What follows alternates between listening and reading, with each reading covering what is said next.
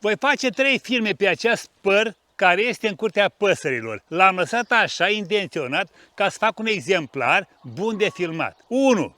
Mă voi referi la aceste ramuri anuale lăstate de anul trecut, cu aceste creșteri înalte, numeroși, foarte mulți pe interior și un păr foarte înalt crescut, vedeți? Are elemente de rod până în vârf, dar mai greu de recoltat și de întreținut. În primul film vă voi vorbi despre aceste ramuri anuale, cum de-au apărut ele în acest pom, de ce au apărut, mai bine zis, cum ne-am gestionat noi de-au ajuns la nivelul ăsta și ce este de făcut. Ce impact au aceste ramuri anuale numeroase și lungi față de restul organelor pomului, adică mă refer aici în relație cu mugurii florifere, față diferențiere, adică formarea mugurilor florari, să facă toate cele necesare pentru a deveni floare. A doilea film pe care îl voi face va fi așa: cum procedăm cu aceste ramuri anuale care nu au flori în vârful lor, adică sunt niște microblaste, în termeni mai clar ca ramuri de rod, sunt niște znicele. Deci ele nu au în vârful lor muguri florifere. Spre deosebire de celelalte ramuri care au muguri în vârful lor, vedem aici, vedeți, aceste ramuri scurte, nu elușe, au în vârful lor muguri florifere.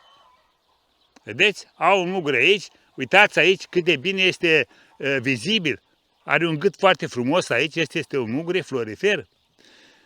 Și aici jos avem la fel, și aici, vedeți, avem la fel, dar, de exemplu aici, vedeți, la această znicea, în vârful ei, nu mai avem aceeași situație. Nu avem un mugure împachetat, avem niște frunzulițe care au rămas în continuare până târziu și urmează ca în primăvară să se dezvolte aici încă un lăstar. Deci cum gestionăm aceste ramuri care nu au muguri în vârful lor, să le spunem noi zmicele, care au dimensiuni diferite, cum facem cu ele ca să ne vină în folos nouă și pomul respectiv.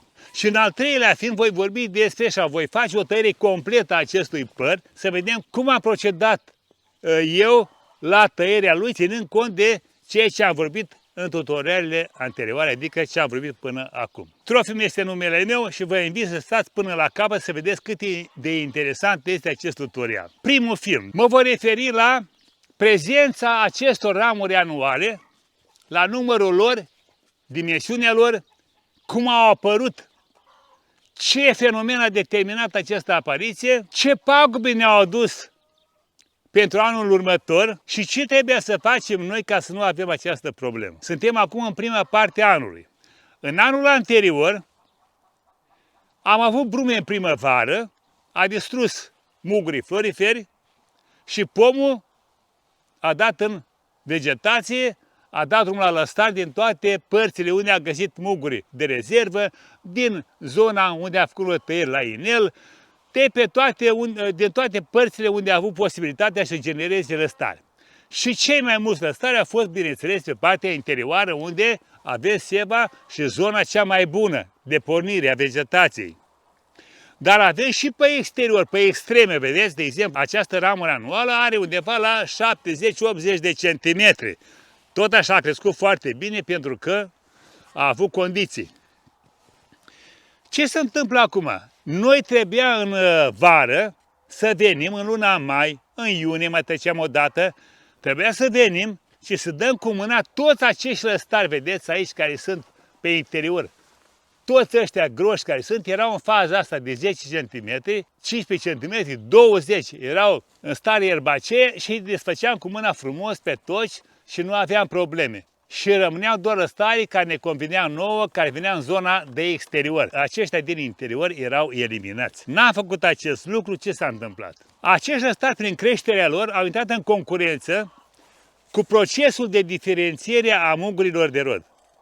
Adică, vedeți dumneavoastră, în vârful ramurilor, că nu e lușă, că e țepușă, sau pinten, în vârful lor, vedeți cum e în cazul ăsta de aici, are un mugure foarte bine făcut, foarte bine rotunjit, împachetat și are un gât la bază, vedeți?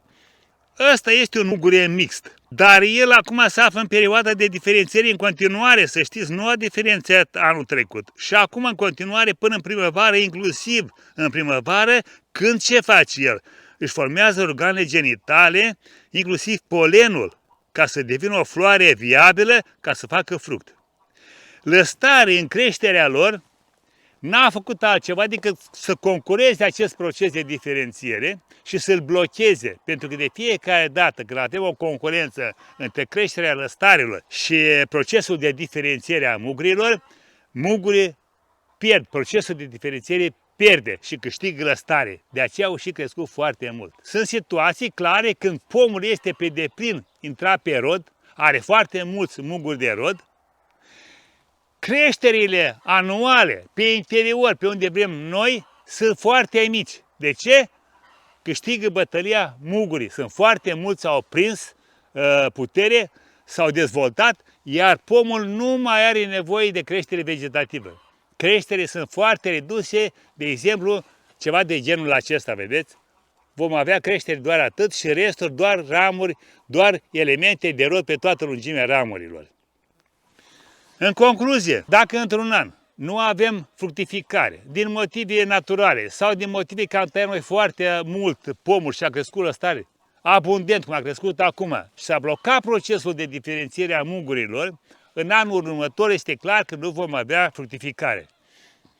În acel an, cum a fost anul anterior, vom avea foarte multe creșteri, macroblaste, microblaste. Trebuie să intervenim, cum am spus, în mai, în iunie, în 2-3 rânduri și dăm cu mâna tot acest lăstare. Dacă nu facem acest lucru, nu vom avea în anul următor producție. Este foarte posibil acum, în această situație, să nu avem cantitatea de pere în anul acesta dorită, pentru că acești lăstari au blocat procesul de diferențiere a mugurilor care erau deja pregătiți pentru a forma un mugure adevărat, productiv, adică un mugure mixt. Și facem o mică paranteză acum, de fiecare dată, în vară, când avem creșteri de lăstari foarte mulți care nu ne interesează, venim și îi plivim, adică îi dăm cu mâna jos, nu îi lăsăm să crească, să facem tăierea în uscat. Pentru că atunci când facem tăiere în uscat, nu facem altceva decât să lăsăm inelul care va genera din muguri de rezervă alți lăstari. Pentru că lăstarul în creștere devine ramură, dar în același timp, la baza lui, vedeți aici, se formează un inel. La fiecare, uitați aici, partea asta îngroșată aici, este un inel. La fiecare ramură anuală se formează acest inel. De aici, de aici, de aici, sau de aici, sau de aici, de unde vreți dumneavoastră, vor porni noi lăstari din muguri de rezervă.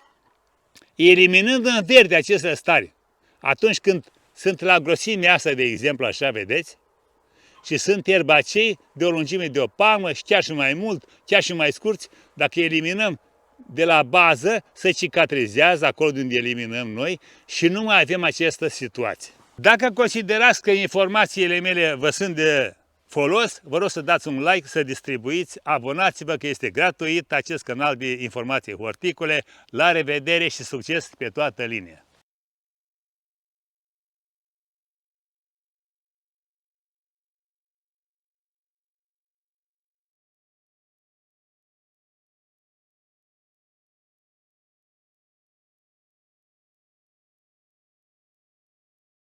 Acesta